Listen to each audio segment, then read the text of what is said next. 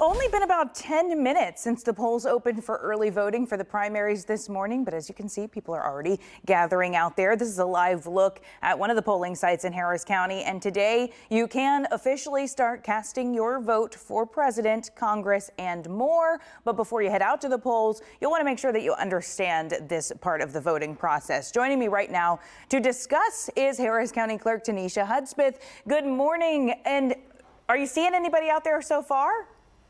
Good morning. I am. I've visited a couple of polls already this morning. There were some folks waiting and ready to go in to cast their ballot on the first day of early voting. Early voting starts today and ends March 1st. Polls are open from 7 a.m. to 7 p.m. And we encourage voters to go to harrisvotes.com to view your sample ballot. This is the Texas primaries. So you do have to select which political party in the state of Texas it is, the Republican or Democratic Party ticket. Those that vote in this primary election will determine the nominees for the November ballot. So I know it's just the primary. So does that mean that you don't have as many polling sites as you would for a regular election? How do people find out where their designated polling place is? Well, we have a great amount of early voting sites open. There are 79 total early voting sites for this early voting period. You can go to harrisvotes.com.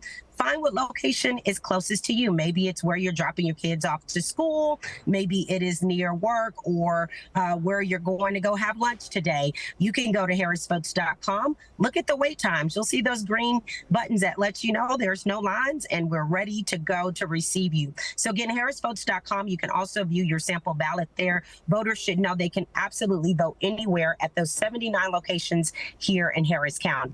Yeah, I mean, the primaries mean a lot this time around. I know that you typically get a lot of voters on election day, but for the primary, does this look different? Can you tell us about the voting process, kind of walk us through it a little bit?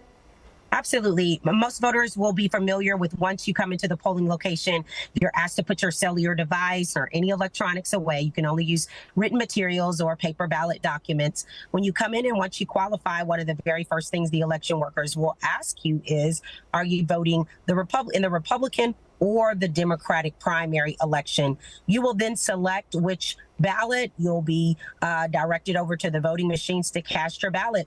Now, voters should be prepared. There is anywhere from 56 to 65 contests that voters will see depending on where they're registered to vote. The voting system is touchscreen.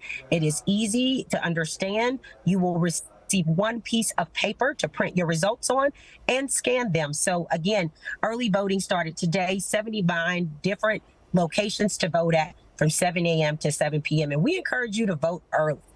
And is today the only day that people can get out and vote? No, you can get out and vote today through March 1st. Today through March 1st is the early voting period. It includes Saturday and Sunday. The only hours that are a little different is Sunday, the 25th, which is noon to 7. All other days are 7 a.m. to 7 p.m. And of course, that last and final day is Election Day. For those voters who want to cast their ballot via ballot by mail, you can still request your ballot by mail application. We just have to receive it by this Friday, February the 23rd, and that's received in our office, not postmarked. All right, Ms. Hudspeth, before I let you go, you kind of glazed right past it a minute ago. What do people need to bring with them, and what should they not bring with them?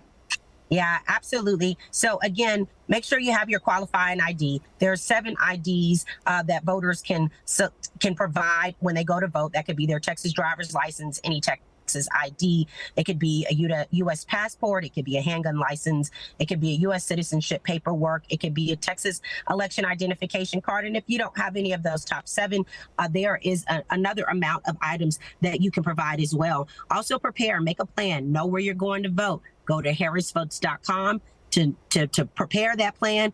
Also look and see what location is closest to you. And most importantly, view your sample ballot. You can put in your name and or address and see all the candidates that's on your race. There are a lot of contests with multiple candidates. So do your homework, prepare, make sure you're aware once you get inside 100 foot of that poll, you'll have to put your cell phone down and put it away. You can't use it when you are preparing to vote.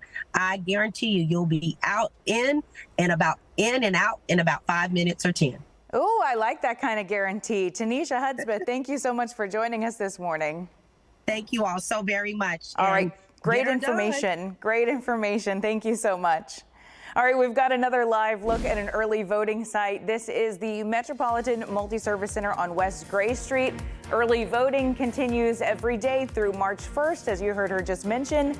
Polls will be open every day from 7 in the morning until 7 in the evening, except she told you on Sunday, February 25th, the hours change from noon to 7. But you got plenty of time, so get out there and vote.